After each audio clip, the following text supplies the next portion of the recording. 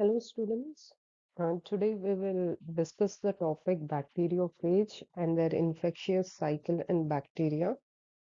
This is from Department of Studies in Microbiology, Karnataka State Open University. Let's look in detail in this topic. So, students, what do you mean by bacteriophage? Bacteriophages are the viruses which infect the bacteria. They are commonly called as phage or simply bacteria viruses. Any group of virus that infects the bacteria is called as bacteriophage.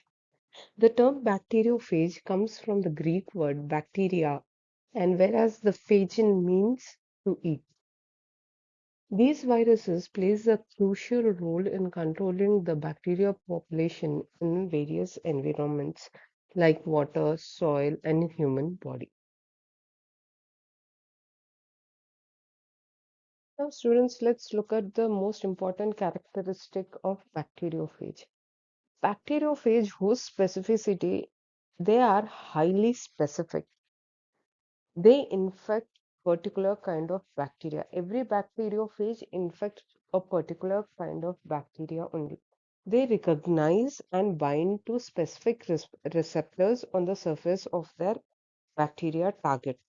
How is this possible? This is possible because of the interactions that occur between the proteins on the bacteriophage and the receptors that are present on the bacterial cell surface. Thus, the host specificity exists. So, what is the genetic composition of this bacteriophage? The genetic composition can either be a DNA bacteriophage or a RNA bacteriophage. It can also be single-stranded or double-stranded. The genetic material here carries the instructions about how the bacteriophage replicates inside the bacteria, whether it causes the lysis of the bacteria or whether the bacterial cell will be in latent period when the bacteriophage are replicating inside it. So, this information is stored inside the genetic material of the bacteriophage. And which cycle does it follow for the synthesis of the new bacteriophage as well? Students, now let's discuss the structure of bacteriophage. Bacteriophage are of many types. Belong to various virus families like, Viridia, Microviridia, Rudiviridia, and Tectiviridia. So they usually have various shapes and various genetic material. But when a structure of bacteriophage is generalized, it has a isohedral polyhedral head, which consists of DNA genetic material, either DNA or RNA, which can be single-stranded or double-stranded. It is surrounded by a protein shell called as capsid. The capsid is generally made up of capsomeres, okay, which encloses the DNA or the genetic material inside. It has a tail structure over here. The tail is composed of inner hollow tube, which is surrounded by a contractile shell over here, which helps in injecting genetic material inside the host cell. It facilitates the attachment of the phage to the bacterial cell. Okay, the tail at the end of the tail is the base plate. It is located at the junction of the tail and the tail fibers. It helps in the attachment of the phage to the bacterial cell as well. The tail fibers extend from the base plate and they are helpful in recognizing and binding to the specific receptors on the bacterial cell. This is a generalized structure of an bacteriophage.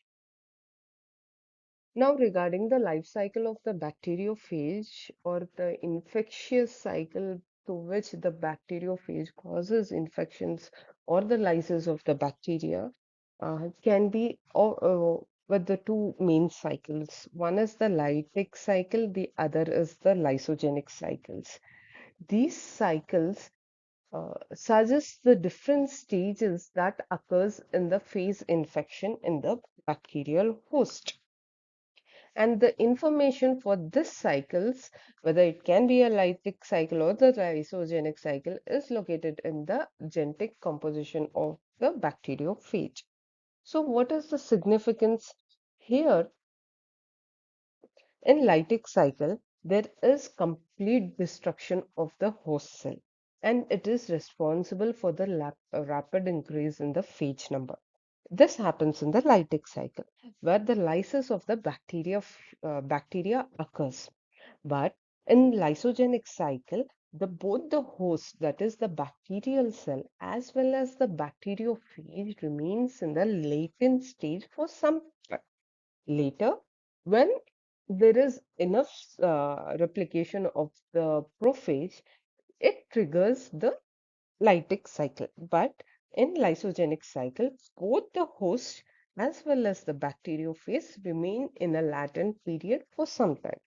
This contributes to the spread of phage DNA within the bacterial populations without destructing the bacterial cell. So students, now let's look at the lytic cycle. If uh, the bacteriophage takes up the lytic cycle, the bacteriophage infects the host cell and kills it to release the progeny of the viruses. So now let's look into the stepwise details how it happens. Here, the attachment phase attaches to the specific receptors on the bacterial cell surface using its uh, tails, fibers, or spikes. Once it gets attached or recognizes its specific bacteria, then the phase releases its genetic material inside the bacterial cell through the cell wall.